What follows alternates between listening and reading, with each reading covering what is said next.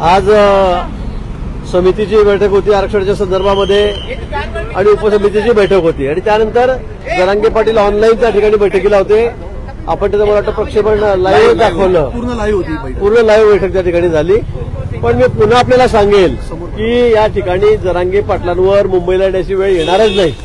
20 तारखेपर्यंत निश्चित पॉझिटिव्ह तोडगा याच्यावर निघेल आणि त्यांना जे अपेक्षित आहे आरक्षण ते त्यांना त्या ठिकाणी मिळेल. परंतु मुंबईला एवढ्या मोठ्या संख्येमध्ये आमचे मराठा बांधव येतील, तिथे काहीतरी मग अजून मग ट्रॅफिक असेल, मग लोकांचं दैनंदिन जीवन असेल, शाळेचे मुलं आहेत, कॉलेजचे आहेत, म्हणजे मोठा प्रश्न निर्माण होईल. आणि म्हणून मला असं वाटतं की त्यांना जे अपेक्षित आहे ते त्यांना मिळालं तर ते या ठिकाणी येणारच नाही. आणि सरकारची भूमिका अतिशय प्रामाणिक आहे. आम्हाला टिकणारं आरक्षणच त्यांना द्यायचं आहे. आणि म्हणून या बैठकीतून काय बोललो मी, काय नाही बोललो, तरी सरकार या बाबतीमध्ये अतिशय सकारात्मक आहे. मला वाटतं 20 तारखेच्या आत अतिशय पॉझिटिव्ह तोडगा या संदर्भामध्ये निघेल.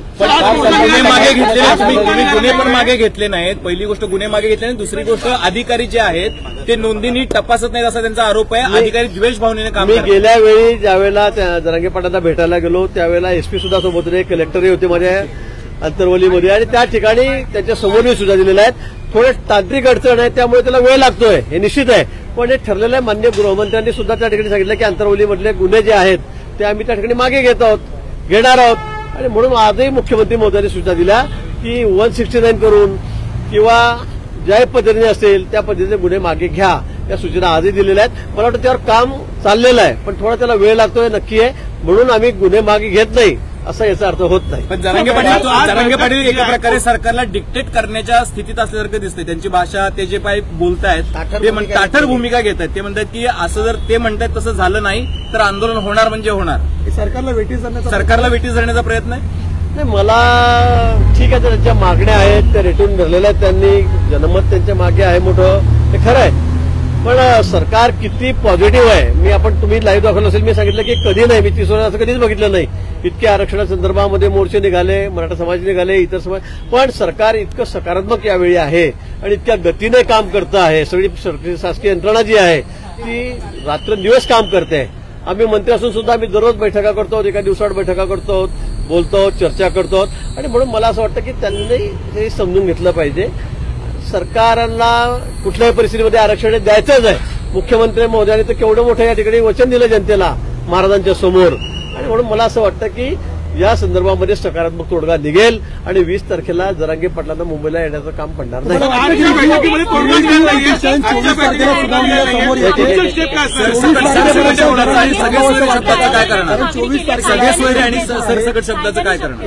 सगळे सोयरे शब्दाच्या बाबतीमध्ये आम्ही त्या ठिकाणी सांगितलेलं आहे.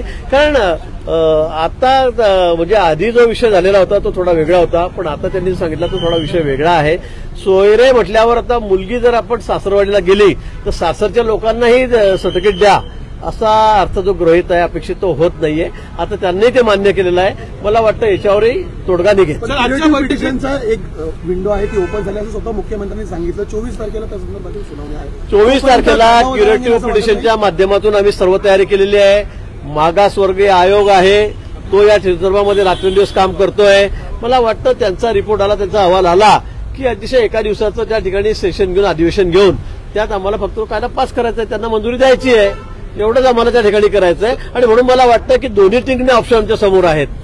एक तर जरांगे पाटील म्हणतात तेही आहे, दुसरं क्युरेटिव्ह पिटिशन आहे, त्याची एक विंडो आपल्यासाठी उघडी झालेली आहे, आणि तिसरं मागासवर्गीय आयोग हाही अतिशय वेगाने काम करतोय. मला वाटतं तिघांपैकी कुठे ना कुठे मार्ग निघेल. शेवटची मुदतवाढ द्यावी असं वाटतं जरांगेंनी पुन्हा एकदा.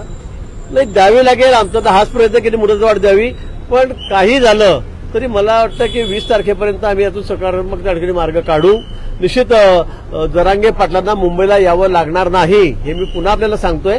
सरकार अतिशय सकारात्मक या बाबतीमध्ये. आणि थोडा वेळ लागला तरी आम्हाला टिकणारं आरक्षण द्यायचंय. घाई गर्दी वगैरे करून परत तुम्हाला काही देऊन टाकलं, पुढे महिना 15 दिवसामध्ये जर ते नाकारलं गेलं तर मग लोकांमध्ये मोठा रोष होईल, नाराजी होईल. आम्हाला ते यावेळेला करायचं नाही. आम्हाला टिकणारं आरक्षणच द्यायचंय त्यांना. बैठकीमध्ये तोडगा निघाला नाहीये, पुढची स्टेप काय असणार आता? अशा प्रकारची बैठक पुन्हा होणार? मला वाटतं चर्चा सुरू असतात, चर्चा होत राहतात. आम्ही त्यांच्याशी बोलतोय. त्यांनी सांगितलं की चर्चेचे दार उघडेच आहेत, शेवटपर्यंत 20 तारखेपर्यंत मी तुमच्याशी बोलेल. मला वाटतं यातून चर्चेतूनच या ठिकाणी मार्ग निघेल.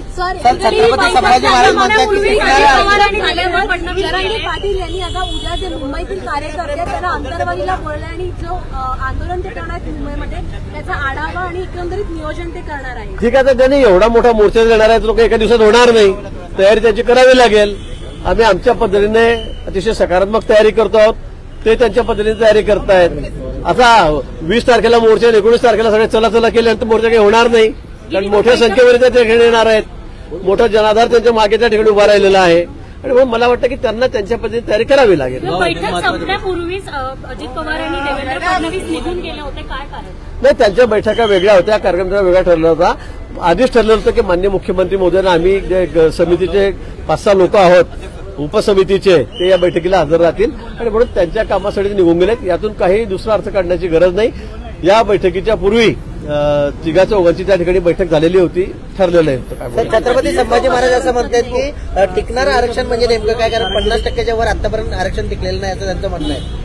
आम्ही पुन्हा तुम्हाला वारंवार सांगतो, आम्हाला टिकणारं आरक्षणच द्यायचं आहे. सरकार या बाबतीमध्ये जे सकारात्मक आहे. आता तुम्ही आकडेवारीमध्ये फार जाऊ नका, पण मराठा समाजाला